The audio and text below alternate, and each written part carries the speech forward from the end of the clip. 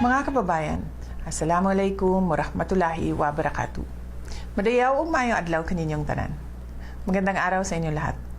Ayon sa ulat ng Department of Science and Technology Food and Nutrition Research Institute, isa sa bawat 4 na batang Pilipino na may edad 5 taon pababa ang bansot.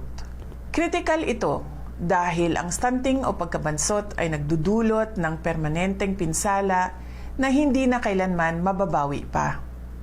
Sa unang 1,000 araw ng buhay, mula sa sinapupunan hanggang mag-3 taon, nabubuo ang utak at kalusugan ng sanggol.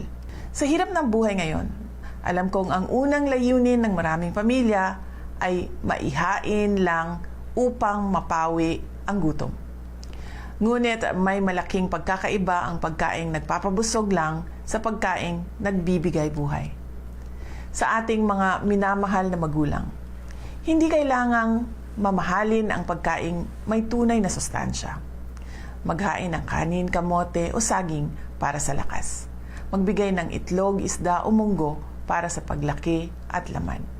Ihalo ang malunggay, kalabasa o kangkong para sa proteksyon sa sakit. Kung ang bata ay bansot na pagpasok sa kindergarten, mahihirapan na siyang magbasa, magbilang at umunawa ng leksyon. Dito nagmumula ang ating krisis sa edukasyon.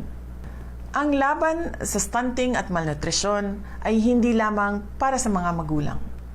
Para sa ating mga lokal na pinuno sa syudad, munisipyo o barangay, pondohan natin ang nutrisyon, palakasin natin ang ating barangay health workers at nutrition scholars.